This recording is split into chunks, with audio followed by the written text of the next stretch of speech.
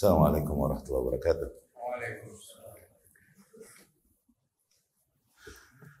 Alhamdulillah nahmaduhu wa nasta'in bihi wa nastaghfiruh wa na'udzu billahi ta'ala min shururi anfusina wa min sayyiati a'malina. Man yahdihillahu fala mudilla lahu wa man yudlilhu fala hadiya lahu. Wa asyhadu an la ilaha illallah wa asyhadu anna Muhammadan 'abduhu wa rasuluhu. Amma ba'd.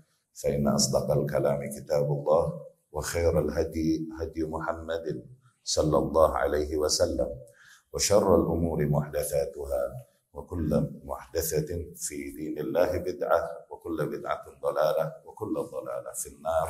Amma ba'd. Ikhwati rahimakumullah, alhamdulillah masih kita berkumpul di rumah Allah ini ya, dalam keadaan hujan demikian. Mutirna bi fadlillah wa rahmatih. Barakallahu fiikum. Baik, kita lanjutkan dari serial Pondasi Keislaman kita. Pertemuan terakhir telah kita bahas tentang sunnah, ya, masih di potongan kalimat syahadat kedua ketika seseorang bersaksi bahwa Muhammad adalah utusan Allah.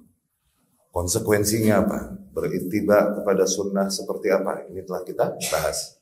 Sunnahnya pun telah kita urai maknanya baik dari sisi bahasa ataupun dari istilah syar'i, ya, di mana sunnah secara bahasa adalah sesuatu yang bisa negatif bisa positif, ya, karena artinya adalah kebiasaan turun temurun, kebiasaan atau jalan yang diikuti, demikian bisa negatif bisa positif konotasinya, ya. Rasul bersabda sallallahu alaihi wasallam, la tattabi'anna sunana atau sanana man kana qablakum. Sungguh kalian akan ikuti sunnah-sunnah kaum terdahulu sebelum kalian. Tuh lihat. Bisa negatif, bisa positif sunnah, ya. Tapi ketika dimaknai dari sisi syariat, maka sunnah adalah hal yang sifatnya positif dan 100% hak, dan sunnah adalah wahyu sebagaimana Al-Quran adalah wahyu. Jadi wahyu yang diyakini Ahlus Sunnah wahyan, dua wahyu, yaitu wahyu kitab, yakni Al-Quranul Karim, sama wahyu sunnah. Ini telah kita jelaskan dan telah kita uraikan, ya kan, pertemuan terakhir. Kemudian juga telah kita jelaskan sunnah ini dengan Al-Quran, okay? Itu memiliki hubungan kerja, MOU, ya salam, MOU antara Al-Quran dengan sunnah. Bagaimana para ahli ilmu beristimbat dari kitabullah dan dari sunnah Rasul sallallahu alaihi wasallam. Ada berapa sisi hubungan kerja antara sunnah dengan Al-Quran? Ada berapa sisi? Ada yang ingat? Ada 3 sisi. Yang pertama adalah sunnah datang menegaskan hal-hal yang juga telah ditegaskan di dalam Al-Quran. Ya, sunnah datang dengan perintah sholat. Demikian Al-Quran juga menekankan sholat. Sunnah datang dengan perintah zakat. Demikian juga Al-Quran menegaskan hal yang sama. Ya. Dan kemudian hubungan kerja yang kedua, yaitu apa? Sunnah tufassir, mentafsirkan Al-Quran. Nah, bentuk pentafsiran ini, sunnah terhadap Al-Quran, itu kemarin kita bilang hal-hal yang mujmal dimubayyankan di dalam sunnah, yang mutlak dimuqayyadkan di dalam sunnah, yang umum dikhususkan di dalam sunnah, atau mansukh nasikh dan lain-lain, ya. Di mana seseorang tidak bisa mereka menyimpulkan sesuatu hanya dengan membaca terjemahan atau teks dari yang datang dari Al-Quran, akan sampai banyak kepada kekeliruan apabila tidak ada bimbingan dari Rasulullah sallallahu alaihi wasallam sebagai person yang paling faham maksud Allah apa. Ya? Bisakah seseorang menjalankan sholat sebagaimana Allah perintahkan di dalam Al-Quran, aqimus sholat, dirikanlah sholat. Bisakah seseorang menjalankan sholat tanpa bimbingan sunnah? Gimana sholat yang Allah maksud? Gimana? Nah, di situ datang fungsi sunnah. Sallu kama ra'aitumuni usolli, sholat kalian ini sebagaimana kalian lihat aku sholat. Tuh. Bisakah seseorang memahami bagaimana fikih puasa, fikih haji, fikih zakat, apa-apa yang membatalkannya, apa-apa keutamaan-keutamaannya dan lain-lain hanya dengan mengandalkan kitabullah? Bisa? Bisa. Mereka perlu sunnah. Ya, dari situ sunnah ini tidak bisa dipisahkan dengan Al-Qur'an, tidak bisa dipisahkan dengan maka di antara ciri mutlak kesesatan sebuah kaum ketika mereka menyeru yuk Quran, Quran, Quran dan diam dari sunnah. Kalaupun zahirnya seolah-olah Masya Allah menyeru kepada kitabullah, tapi hakikatnya mereka menyeru kepada kebatilan dan penyimpangan ketika mereka diam dari sunnah Rasul Sallallahu Alaihi Wasallam. Itu hubungan kerja yang kedua. Sunnah datang mentafsirkan Al-Quran. Al-Quran datang dengan mengkhabarkan adanya perintah kisos potong tangan untuk pencuri. As-sariqu was-sariqatu faqta'u aydiyahum. Iya kan, pencuri lelaki, pencuri wanita potong tangan. Tayyib. Penerapan prakteknya gimana? Lihat pada sunnah Rasul Sallallahu Alaihi Wasallam. Bagaimana detail teknisnya gitu? Siapa yang mendirikan? Nisab curiannya berapa? Ada nisab? Enggak semua kasus curian mesti dipotong. Enggak, ada nisabnya. Kemudian siapa yang boleh mendirikan? Penguasa yang berlaku. Kemudian lihat latar belakangnya, kenapa dia kelaparan nggak, tuh kebutuhan nggak, kepepet nggak, dan lain-lain. Ya kan? Ini nggak bisa dijalankan nilai-nilai yang ada di dalam Al-Quran kecuali dengan bimbingan sunnah Rasul Sallallahu Alaihi Wasallam. Di situ fungsi Al-Quran. Fungsi sunnah yang kedua, tufassir, datang sebagai sesuatu yang mentafsirkan Al-Quran. Oke? Nah, yang ketiga apa? Sunnah istiqlal, independen di dalam menentukan hukum. Sunnah bisa mewajibkan hal-hal yang Al-Quran diam dari kewajibannya.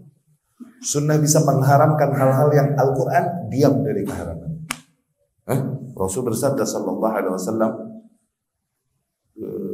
di hadisnya Miqdam bin Ma'di Yakar radhiyallahu anhu, ala inni utitul kitaba wa mithlahu ma'ah. Ketahuilah, aku ini diturunkan kepadaku Alkitab wa mithlahu ma'ah. Alkitab dan hal yang serupa dengan Alkitab. Berarti berapa hal diturunkan kepada Rasul? 2 hal. Diturunkan kepadaku 2 hal. Alkitab wa mithlahu ma'ah. Alkitab dan hal yang serupa dengan Alkitab. Yani kitab dan sunnah. Ala yushik. Ketahuilah, hampir datang satu zaman. Rajul syab'an ala arikati. Seseorang yang sambil kekenyangan dia di atas sofanya selonjoran yaqul, dan dia berkata, alaikum bihadzal Quran. Itu orang dipegang Quran ini aja. Fama wajadtum fihi min halalin fahillu. Yang kalian temukan di situ halal, halalin. Wa ma wajadtum fihi min haramin faharrimu. Apa-apa yang kalian temukan di dalam Al-Quran haram, maka haramkan. Pegang Quran aja, gitu. Rasul langsung membantahnya bahwa banyak hal-hal yang diharamkan dan Al-Quran diam dari keharamannya. Rasul berkata, ala, ketahuilah, la yahillu lakum al-himar al-ahli. Tidak halal bagi kalian daging keledai. Ada nggak keharamannya di dalam Al-Quran? Nih, sunnah mengharamkannya. Begitu. Wala kullu dhinabin minas siba'. Tidak halal bagi kalian setiap hewan buas yang bertaring. Tuh, ada nggak disebutkan item itu haram di dalam? Nih, dari sini.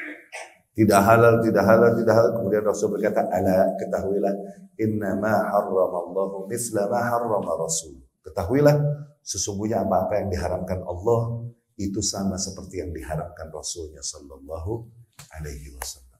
Gak bisa lepas kita dari sunnah. Ya? Ini sekilas nyegerin yang pertemuan kemarin, pertemuan kita bicara tentang MOU.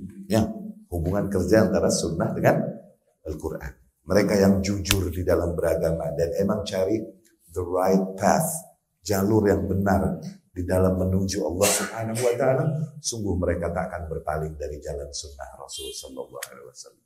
Keterangan-keterangan di dalam hal tersebut terlalu nyata. Semakin jelas firman Allah Subhanahu wa taala, "Qul in kuntum tuhibbunallaha fattabi'uni yuhibbukumullah wa yaghfir lakum dzunubakum." Katakanlah bahwa apabila, yakni katakan wahai Muhammad kepada those people, kepada para manusia, apabila memang benar kalian mencintai Allah, yakni kalian menginginkan cintanya, ridhonya, syurganya, emang benar, fattabi'uni, ittiba'lah kepadaku, ikuti aku, ikuti Muhammad. Yani that's the only way, itu satu-satunya jalan untuk meraih cinta Allah. Yuhibbukumullah, hanya dengan begitu Allah akan membalas cinta kalian. Yani tanpa mengikuti Muhammad, sebesar apapun cintamu, effortmu, pengorbananmu untuk Allah, sia-sia. Ya? Dan bonus bagi mereka yang mengikuti Muhammad sallallahu alaihi wasallam, wa yaghfir lakum dzunubakum. Dan dengan mengikutiku, dengan itu Allah akan ampuni dosa, dan Allah akan ampuni bagi kalian dosa-dosa kalian. Allahu Akbar. Ya? Itu sunnah. Nah, sebagaimana waktu itu kita belajar di yang bab syahadat pertama la ilaha illallah, kita mempelajari tentang tauhid. Nah, untuk memahami bagaimana bentuk wajah tauhid, kita mesti paham bagaimana hal yang bertentangan dengan tauhid, yaitu syirik. Demikian sunnah. Ya? Untuk memahami sunnah dengan baik, kita pun harus memahami hal yang bertentangan dengan sunnah. Tujuannya apa? Supaya nggak kejeblos ke dalam keburukan tersebut. Ketika syirik adalah lawan daripada tauhid, maka lawan daripada sunnah yang merusak sunnah, mengotori kesucian sunnah adalah bid'ah. Bid'ah. Nah, ini yang kita urai. Kemarin kita sebutkan, sunnah secara bahasa itu bisa negatif, bisa positif secara bahasa. Tapi secara istilah syariat, maka sunnah hak, wahyu, 100% hak. Wa ma yantiqu anil hawa in huwa illa wahyu. Bid'ah secara bahasa juga begitu. Secara bahasa bisa hasanah, mungkin kalau mau dinamai hasanah, ya, secara bahasa bisa sayyi'ah, bisa buruk, bisa baik, bisa buruk, karena bid'ah adalah sesuatu yang baru yang nggak ada contoh sebelumnya, itu artinya begitu. Teknologi dan lain-lain sesuatu yang baru, iya kan? Handphone, iya kan? Dulu telepon tuh diikat bro di sini, terus diputarnya lama tuh, berkembang zaman, jadi teleponnya lebih kecil tapi masih pakai kabel, oke? Terus berkembang lagi jadi handphone ini berkembang lagi, handphone ini bisa masuk di dalamnya, ada bisa texting, bisa moto, bisa lagi kamera, lama-lama kekumpul semua di sini, ya kan? Ntar lama-lama kompor, kulkas ada bro dalam handphone. Mungkin orang-orang zaman dulu kalau ngelihat orang sekarang ngobrol begini dan orang yang sebelah sono dengar, itu penyihir ini. Orang dulu mungkin begitu bro, ya kan? Mubtakarat, innovations, hal-hal baru. Apakah semuanya buruk? Enggak. Bicara bahasa, secara bahasa. Tapi bid'ah secara syariat semuanya buruk. Semuanya buruk. Kata siapa Ustaz? Kata Rasul sallallahu alaihi wasallam, kullu bid'ah dhalalah wa kullu dhalalah sunnah. Enggak mungkin kita kaum yang beriman kepada Rasulullah sallallahu alaihi wasallam menghormati, mengagungkannya ketika Rasul bilang kullu bid'ah dhalalah dan kita bantah, enggak ya Rasul, enggak semua. Ada yang hasanah. Lalawora kata, gagabah. Serem gitu. Enggak mungkin. Rasul bilang semuanya sesat di dalam agama, semuanya sesat. Semuanya keburukan. Kenapa? Di dalam bahasa baik dan di dalam syariat buruk. Kemarin logiknya telah kita jelaskan. Di dalam bahasa baik, karena teknologi dan lain-lain hal-hal yang baru, emang hal-hal yang kita sepakati emang sesuatu yang belum sempurna dan masih menerima perubahan, perkembangan teknologi zaman dan lain-lain. Berbeda dengan agama. Agama adalah hal yang kita sepakati sesuatu yang emang udah sempurna. No. Tambahan untuk sesuatu yang belum sempurna, negatif, positif. Tapi tambahan untuk sesuatu yang emang udah sempurna, negatif. Kayak botol yang kemarin kita analogikan. Udah terisi setengah, isinya cuma setengah. Tuh. Kalau ditambahin air jadi penuh, positif. Tapi kalau udah penuh nih botol, ditambahin lagi air, apa yang terjadi? Tumpah-tumpah, negatif. Agama adalah sesuatu yang telah sempurna dan demikian Allah tegaskan, akmaltu lakum dinakum wa atmamtu alaikum ni'mati wa raditu lakumul Islam.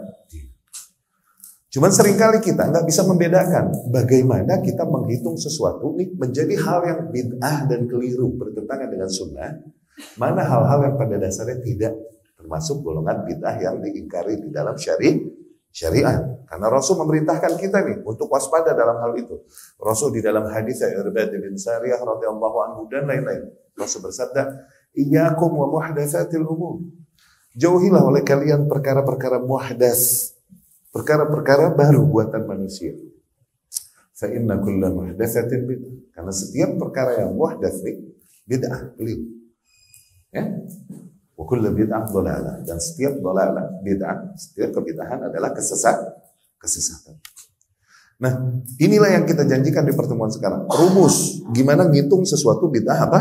Enggak. Ini yang kami pahami dari di antara apa yang disampaikan oleh Syekh Said Ruslan hafizahullah. Ada nilai ini, dan ini lumayan buat pemula untuk menghitung sesuatu ini bid'ah apa enggak, ini masuk. Ya. Lihat 3 poin pada hal yang sedang kita bahas. Yang pertama, ya, al-qudroh, ya, kemampuan.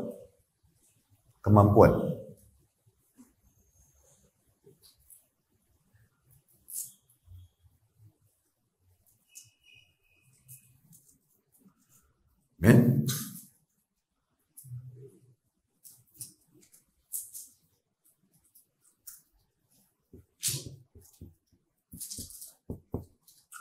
Kemudian yang kedua, lihat zuruf, kondisi sama situasi lah. Kondisi sama situasi.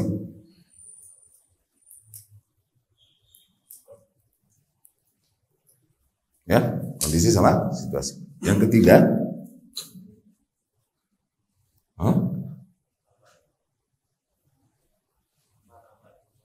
adakah kabar sahih atau riwayat yang sahih bahwasanya Rasul Shallallahu Alaihi Wasallam melakukan hal demikian, otentik, ya, authentication. Apa aja? Kemampuan, kemudian kondisi sama situasi, kemudian keotentikan. Oke? Keotentikan. Gimana ngitungnya? Nih, begini. Oke? Kita mau bahas, misal. Tapi jangan baper ya. Jangan baper loh nih. Toyib. Ngirim Al-Fatihah yang buat meninggal. Tuh, kita mau bahas nih. Toyib. Bid'ah apa enggak? Oke? Pertama, kemampuan. Rasul mampu enggak baca Al-Fatihah? Oke? Yang kedua, kondisi situasi. Kira-kira di zaman Rasul hidup, Rasul menghadapi enggak orang-orang yang layak Rasul kirimkan Al-Fatihah? Rasul mengalami zaman itu enggak? Mengalami Rasul. Orang-orang yang layak dikirimkan Al-Fatihah. Iya kan? Setelah itu, yang ketiga, ada nggak riwayat sahih yang bilang Rasul ngirimin fulan radhiyallahu anhu yang meninggal duluan membela agama Allah? Gitu? Ada nggak kabar sahih bilang Rasul ngirimin mereka Al-Fatihah? Ada nggak? Nggak ada kan? Maka sama dengan bid'ah.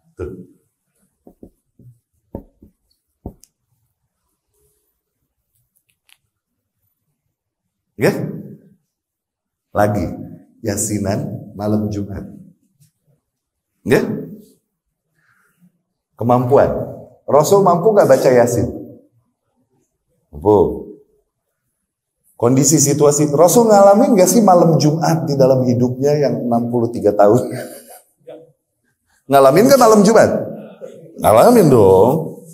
Iya gak? Ngalamin kan? Yang ketiga, ada nggak riwayat sahih yang bilang Rasul malam Jumat mengkhususkan surat Yasin? Ada nggak? Nggak ada kan? Maka sama dengan bid'ah.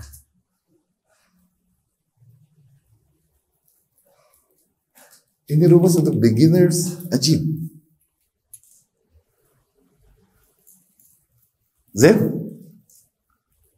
Birthday Rasulullah Sallallahu Alaihi Wasallam.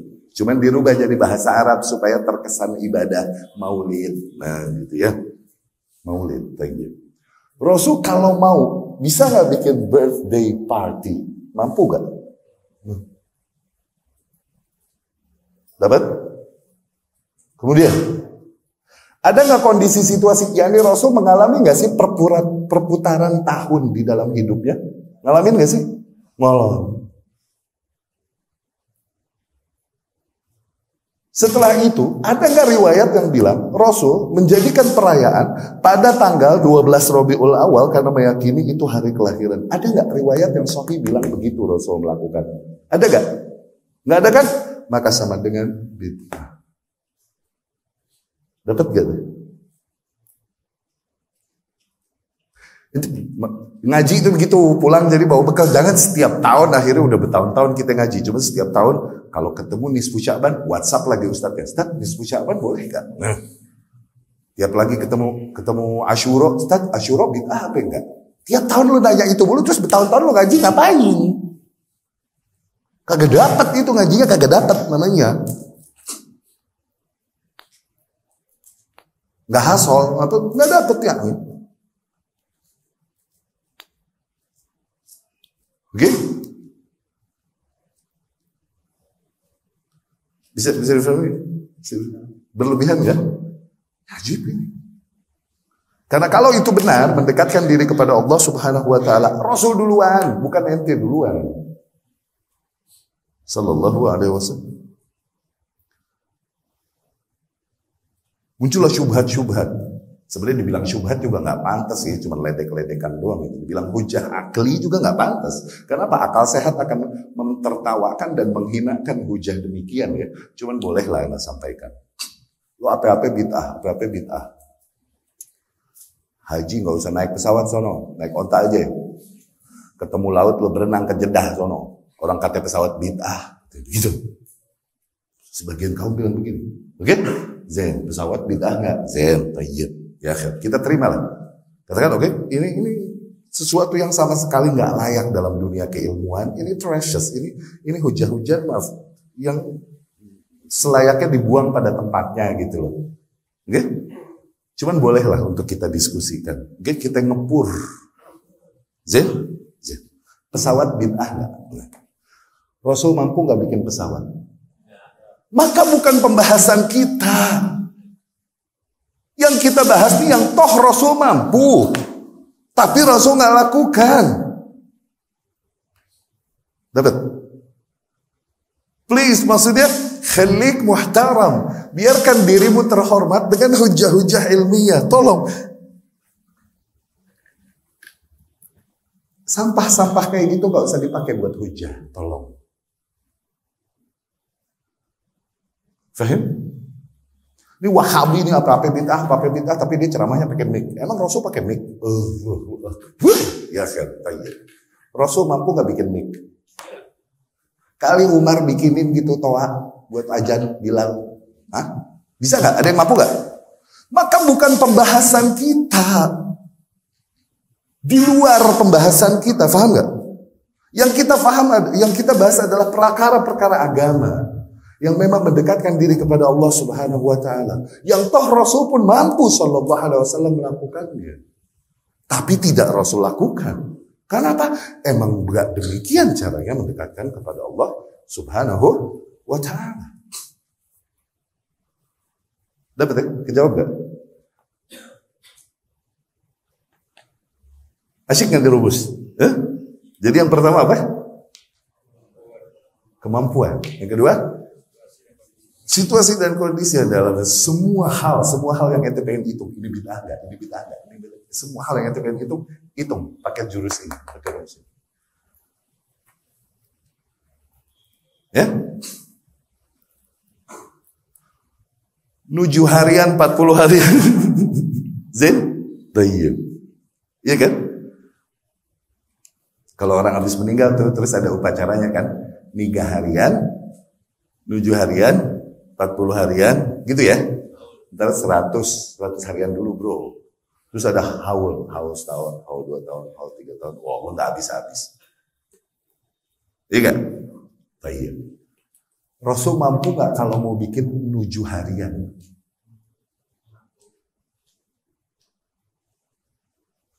Rasul mengalami nggak 7 hari hidup setelah ada sahabat yang meninggal? Hamzah radhiyallahu anhu ngebela Rasul sampai dibongkar dadanya, dimakan jantungnya. 7 hari setelah kematian Hamzah, Rasul hidup gak? Kira-kira? Dan mau menghormati Hamzah gak? Jadi kan masa gua gak di 7 hariin dan meninggal. Sebagian ikhwah kita diuji untuk mengikuti sunnah dan lain-lain. Orang tuanya yang berkata kepada masa gua dikuburin gitu aja sih, kayak kucing gak diasinin. Tuh kan, diuji dia menghadapi orang tuanya.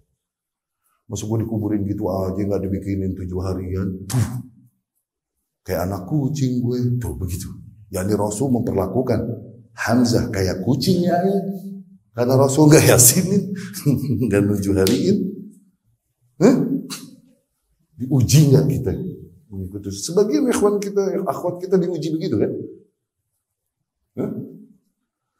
Tapi ada gak riwayat yang bilang Rasul bikin spesial di 7.40 setelah kematian? Ada gak? Kan ada sama. Oke? Nah itu dasarnya. Begitu tuh. 3. Kemampuan, kondisi dan situasi sama. Ada nggak kabar sahih, kabar yang otentik bahwa saya Rasul melakukan itu apa enggak? Gitu. Ya? Kira-kira bisa difahami itu ya? Naik lagi. Ada beberapa kasus yang Rasul mampu lakukan. Oke? Tapi kondisi dan situasi di zaman Rasul emang belum tepat. Sehingga kalau dilakukan di zaman setelahnya, biasanya kan kalau Rasul mampu lakukan, ya kan? Dan kemudian juga Rasul kondisi dan situasinya tepat, ya kan? Kemudian tidak Rasul lakukan sallallahu alaihi wasallam, jadinya bid'ah. Ada beberapa hal yang Rasul mampu lakukan, tapi tidak Rasul lakukan. Oke? Kemudian dilakukan di zaman setelahnya. Tapi tidak jadi bid'ah juga. Kenapa? Karena kondisi dan situasi di zaman Rasul emang belum tepat. Contoh kasus. Dulu itu Ka'bah besar bentuknya di zaman Ibrahim alaihissalam. Hijr Ismail itu yang melengkung, itu di dalam bangunan Ka'bah itu. Dulunya. Ka'bah sebesar itu berarti. Kawaidnya Ibrahim, pondasinya Ibrahim itu begitu alaihissalam. Singkat cerita hancur dan lain-lain di Tarmim, dibenerin sama kaum Quraisy, kurang dana, akhirnya jadinya kecil gitu. Okay?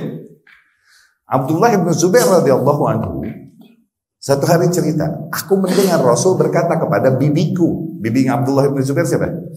Aisyah kan, Zubair bin Awam, ya kan? Uminya Asma binti Abi Bakar, ya kan?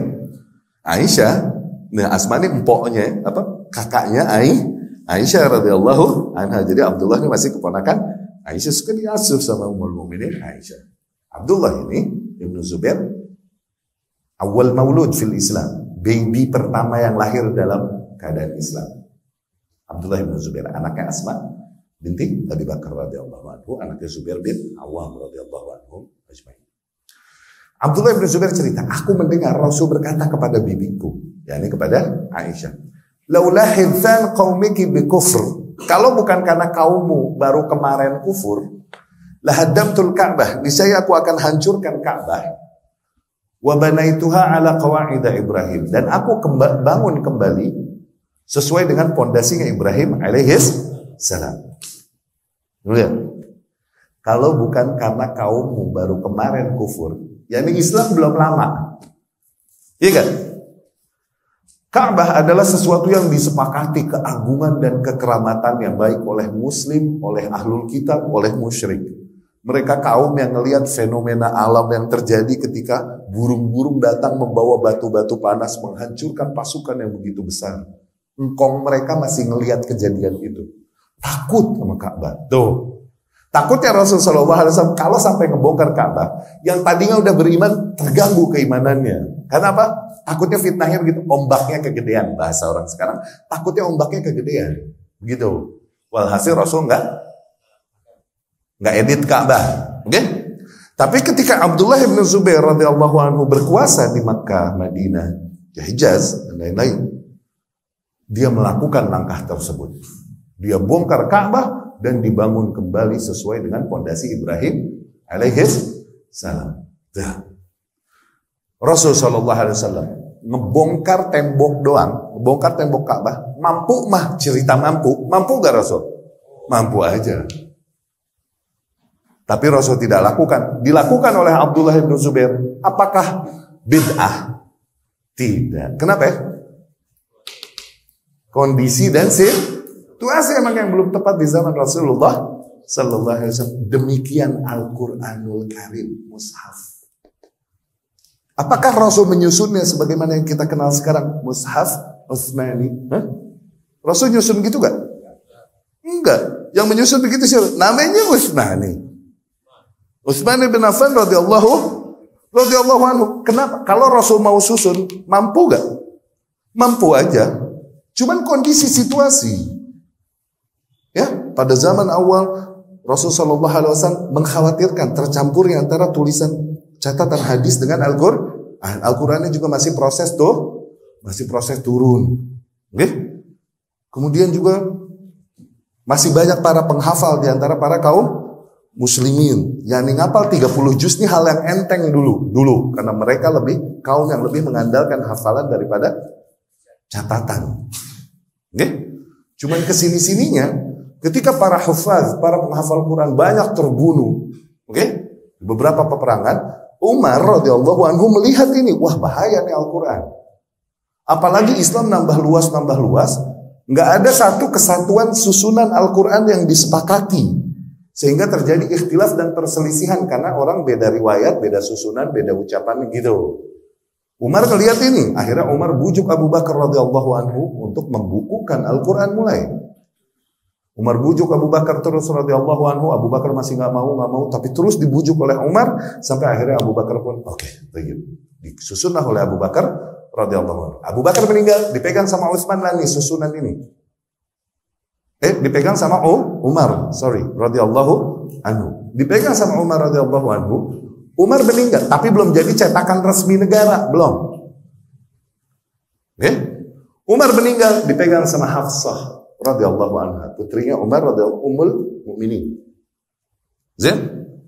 Nah, ketika Utsman naik radhiyallahu anhu, diambil yang dari Hafsah ini, kemudian dicari riwayat-riwayat, disempurnakan dan dijadikan cetakan resmi negara. Nih, udah Al-Qur'an kita mesti sepakati susunan ini. Semua susunan lain yang beda sama ini bakar supaya umat Islam kembali kepada satu susunan kitabullah. Allah. Tayyib. Bid'ah enggak? Enggak. Kenapa? Karena kondisi dan situasi satu. Yang kedua juga Utsman Khulafaur Rasyidin. Khulafaur Rasyidin punya sunnah at least. Rasul bilang alaikum bisunnati wa sunnah al-khulafa ar-rasyidin. Khulafa Rasyidin punya sunnah. Dapat? Ya? Ada beberapa kasus yang jumroh. Zaman Rasul sallallahu alaihi wasallam target jumroh itu cuma tiang. Kayak di zaman Ibrahim alaihis. Sekarang jumroh kayak gimana? Tembok, iya gak? Rasul kalau mau nembok dulu, mampu gak? Mampu nembok doang mah, teknologi dulu mampu. Iya gak? Cuman kondisi situasinya udah menekan dan mendesaknya belum untuk merubah jumroh nih yang targetnya tiang menjadi tembok. Udah mendesak belum? Belum. Jumlah kaum muslimin sekarang sedunia coba paksain bentuknya tiang. Apa yang terjadi? Apalagi yang haji alay. Anak SMA fulani, SMA alani, ya salah. Pakai batu nggak kena handphone diambil sabit. Madarat gak? Bocor gak kira-kira? Palanya tadi? Kalau dipaksain masih dirubahlah akhirnya di zaman modern dengan ijtihad dari para ahli ilmu dan penguasa-penguasa negeri kaum muslimin, dirubahlah tuh jumroh jadi bentuknya tembok. Bid'ah enggak? At least apa? At least kesepakatan para kaum muslimin. Ijma. Sepakat. At least. Nggak jadi bid'ah. Ingat, hujjah di dalam Al-Quran, di dalam Islam, apa aja? Quran, sunnah, sama minimal ijma'. Adapun maulid dan perayaan-perayaan yang kau lakukan, siapa yang ijma'in?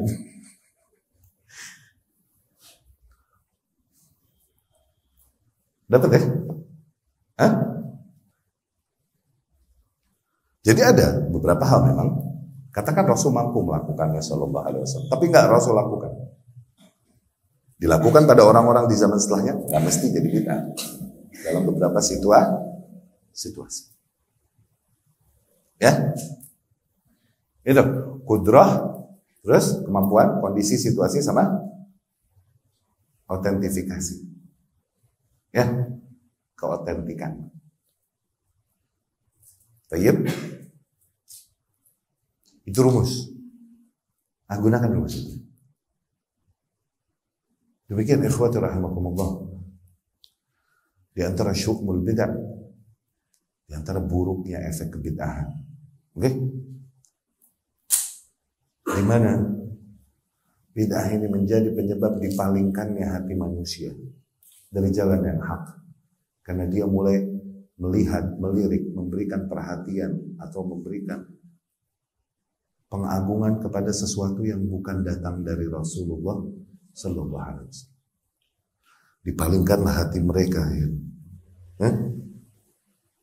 Kemarin kita jelaskan di mana hadisnya Abdullah bin Mas'ud radhiyallahu anhu, di mana Rasul Sallallahu Alaihi Wasallam memberikan gambar garis yang lurus. Ya kan? Rasul Sallallahu Alaihi Wasallam membuat khattan mustaqim. Rasul menggambarkan sebuah garis yang lurus dan berkata, ini jalannya Allah. Kemudian khatta khututan, kemudian Rasul menggambarkan garis-garis di kiri dan kanan garis tersebut. An yamini wa shimali. Tuh. Ini adalah garis-garis lain. Ala kulli sabilin minha syaitan yad'u ilaihi. Ini garis-garis lain yang di setiap jalan itu di permukaannya ada syaitan yang menyeru kepadanya. Menyeru manusia yang berada di jalan yang lurus untuk geser. Yang ngiri, yang kanan. Oke? Ifrat tafrid.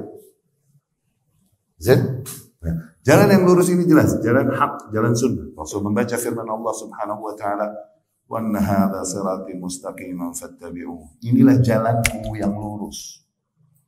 Jalan sunnahku. Ikuti ini, fattabi'uhu. Wa la tattabi'us subul. Jangan kau ikuti jalan-jalan yang lain.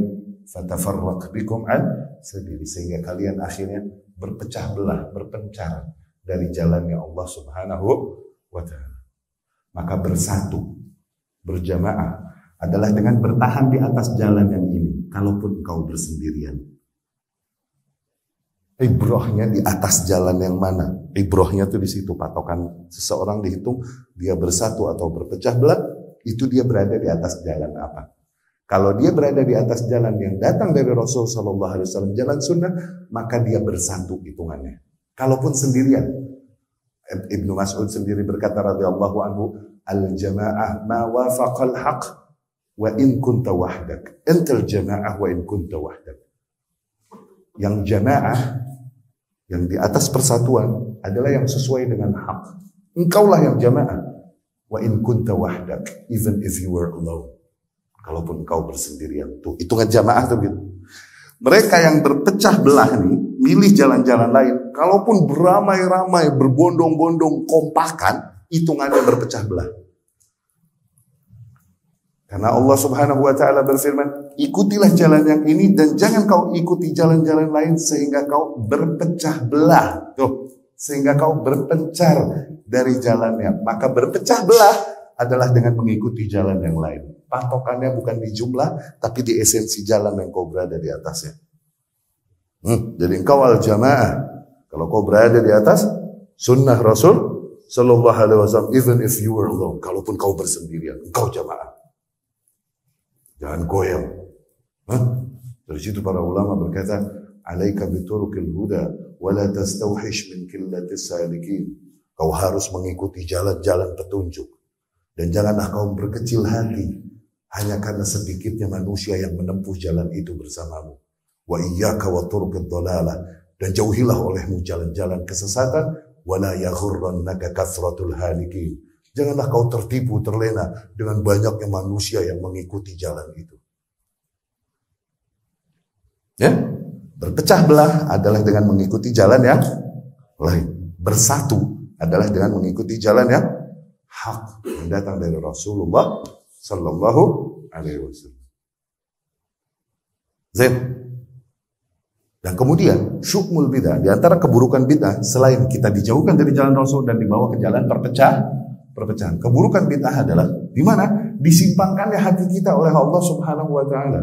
Tidakkah kita lihat mereka yang menyimpang di sini, di sini, di sini, di sini, di sini. Berawal dari sini kan dekat. Iya kan? Berawal dari sini enggak? Dekat kan? Tuh, dekat tadinya mah, enggak jauh-jauh amat, gitu kan? Demikian mereka yang diingkari Ali bin Abi Thalib radhiyallahu anhu. Kemarin hadisnya kita ceritakan.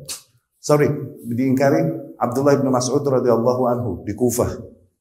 Mereka yang berzikir jamaah dengan kerikil dan dengan berkelompok diingkar. Bid'ahnya bid'ah ringan, cuman bid'ah amaliyah, bid'ah praktek amaliyah kan.